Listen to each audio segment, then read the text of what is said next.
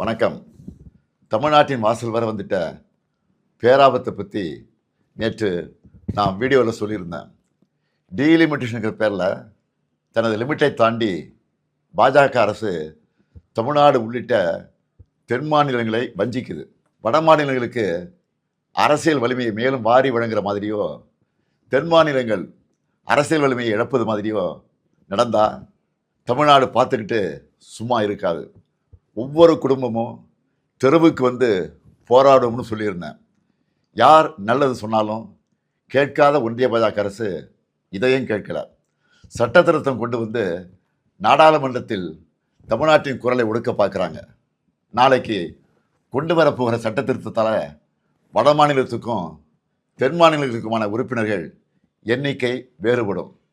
சும்மா பெயரளவுக்கு தமிழ்நாடு உள்ளிட்ட தென் மாநிலங்களுக்கு தொகுதி அதிகரிக்கணும்னு சொல்லிட்டு அவங்களுக்கு சாதகமான வட மாநிலங்களுக்கு மிக மிக கூடுதலாக தொகுதிகளை அதிகரித்து நம்ம தென் மாநிலங்களின் பிரதிநிதித்துவமே தேவை இல்லை என்ற நிலைமையை கொண்டு வர போகிறாங்க.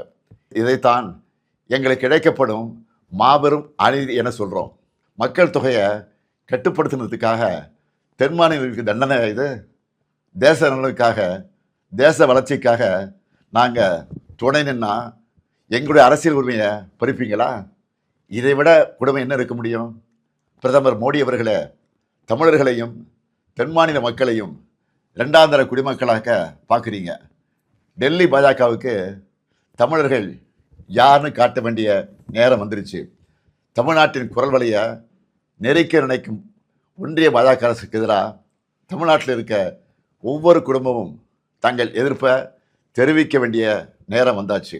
நாளைக்கு நாடாளுமன்றத்தில் அவங்க கொண்டு வர போகிற சட்ட திருத்தத்துக்கு எதிர்ப்பை காட்டுற மாதிரி தமிழ்நாட்டில் எல்லாரும் நம்ம வீட்டில் கருப்பு கொடியை ஏற்றுவோம்.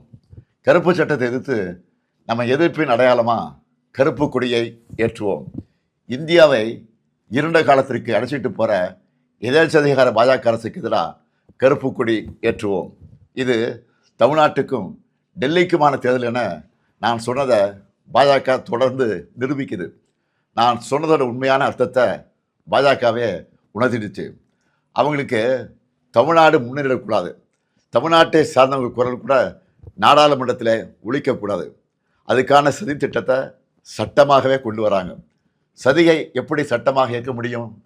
கருப்பு சட்டத்துக்கு எதிராக கருப்பு கொடி ஏற்றுவோம். ஒவ்வொரு வீட்டிலும் பொது இடங்களையும் ஏற்றுவோம். மீண்டும் எச்சரிக்கை செய்கிறேன், மக்கள் தொகை அடிப்படையில் தொகுதிகளை முடிவு செய்யக்கூடாது. கருப்பு சட்டத்தை நிறைவேற்றக்கூடாது. 8 கோடி தமிழர்களின் ஒற்றை கோரிக்கை இது. அரசியல் எல்லைகளை கடந்து தமிழ்நாட்டின் உரிமையை காக்க தமிழ்நாடே ஓங்கி ஒலிக்கட்டும். தமிழ்நாடு போராடும், தமிழ்நாடு வெல்லும். வெல்வோம் ஒன்றாக.